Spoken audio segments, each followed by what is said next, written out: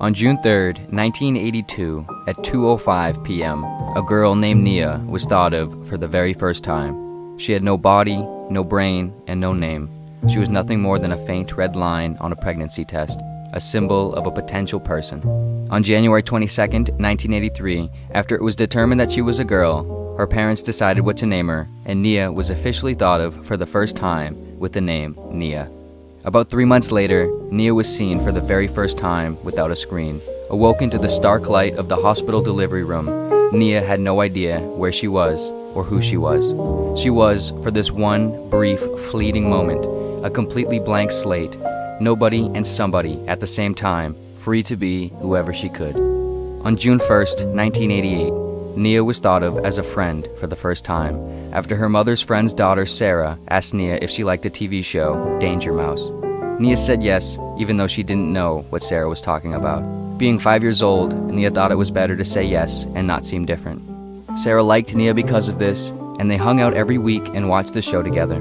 Nia didn't really like the show. She liked that Sarah liked her though, so she never said anything. On March 9th, 1991, Nia was thought of as annoying and weird for the first time. After dancing by herself during second grade recess, a group of her classmates mocked her, and one girl told her that she was weird. Nia didn't dance again for several years. On October 14th, 1994, Nia was thought of as attractive for the first time, after a boy named Sam met her at school and liked the way her hair looked on one of the rare days that Nia wore it down. He told Nia that he liked her and thought her hair was pretty. Nia wore her hair down almost every day after, even though she kind of liked it more in a ponytail. On August 16th, 1997, Nia was hated for the first time after breaking up with her first real boyfriend, Tim. Tim told Nia she was a horrible, inconsiderate person who only cared about herself. Nia worried that maybe he was right and got back together with him to prove that he wasn't. Not long after getting back together, Tim broke up with Nia. On June 29th, 2005, Nia was thought of as a full-time employee for the first time after being hired as a financial analyst at a large media company.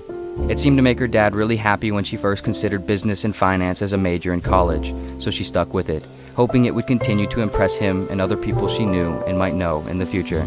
She never really came around to liking it herself.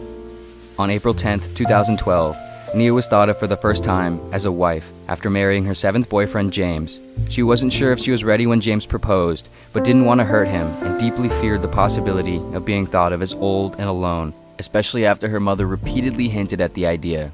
On October 22nd, 2016, Nia was thought of as a mother for the first time as her firstborn child, Katie, uttered the word "Mom" as she looked up at Nia. Katie knew nothing about Nia yet, but saw the source of all comfort and safety and love in Nia's eyes. On December 8th, 2019, Nia was thought of as a boss for the first time after being promoted to corporate financial manager at a major multinational clothing corporation. Nia wasn't sure if she wanted the position and hated the idea of bossing people around, but she wanted her parents and friends and strangers she might talk with to think of her as a success. Moreover, she wanted her legacy to have some significance, for her children and her children's children to look back at her and think of her as someone who was someone who was important. She took the job and stayed in it for the rest of her career.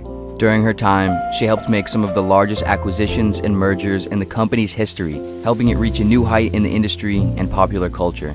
This made Nia quite wealthy and sought after. She hated what the expectations made her become, though. She became somewhat cold and forceful to her employees and hyper-focused on money and work, giving up almost all of her free time and things for herself outside of work. On August 22nd, 2035, Nia was thought of in a way that somewhat resembled the way Nia thought of herself for the first time. 1 year earlier, Nia was diagnosed with a disease known as cystic fibrosis, in an unusual, rare case of a late-stage diagnosis. The doctor told Nia she potentially only had a year or two left. As time passed, Nia began to care less and less about everything. She began to uncover and reveal her deeply withheld insecurities and fears and character traits as they began to fill with the air of insignificance and triviality. While in the hospital, during one of the last few coherent conversations she ever had, she told her husband James that she never truly felt like herself around him, or anyone for that matter, that she had spent most of her life accommodating other people's perceptions of her, as if her concern was always about how she was experienced in the minds of others and never about how she was experienced in her own. How she wanted so badly to be liked and remembered by everyone as competent and beautiful and agreeable and happy and perfect and successful. and now she was about to die without ever really being known by anyone at all. As Nia revealed more and more to James, for a brief moment, for the first time in her whole life, Nia was thought of in the same way she was thinking of herself, synchronized perfectly inside her and James's mind. In this moment of unexceptional naked candor, James and Nia felt a love and boundlessness unlike anything they had ever before and ever would thereafter. 3 months later, Nia was thought of for the first time as someone who was dead.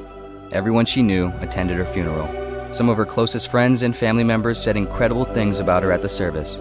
How beautiful she was, how sweet and kind she was to everyone, how hardworking and successful she was. A couple people secretly thought about how they didn't really like her or care about her all that much and just wanted the service to be over so they could go home. Nia didn't know what anyone thought or said. She was dead. On March 5th, 2051, Nia was thought of for the first time as a grandma. Her second child, Nick, showed his first son, Tyler, a photo of Nia in a family photo album. "This was my mom," Nick told Tyler as he pointed to her photo. "She would be your grandma. Can you say grandma?" Tyler, just 4 years old, looked at the photo and let out a soft, "Hi, Grandma," leaving out a letter or two, but understanding what he meant. The wrinkles in Nia's face in the photo made Tyler laugh a little.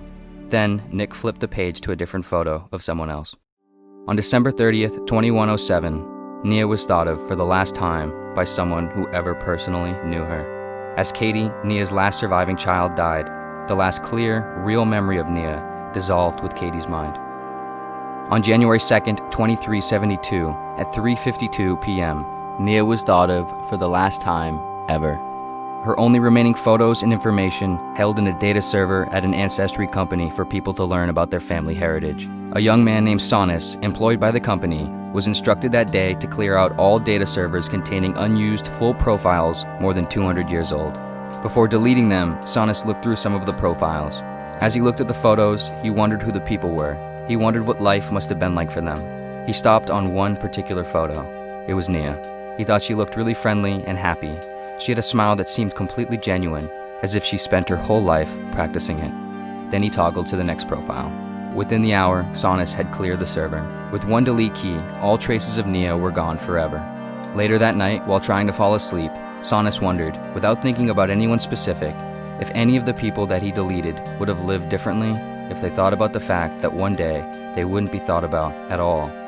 This thought sent a strange sensation down Sonis's entire body. Then he thought about his big presentation at work he had in 2 days that he had been cripplingly worried about for the last month. He suddenly wasn't that nervous about it and felt a little moment of freedom and peace. Then he fell asleep.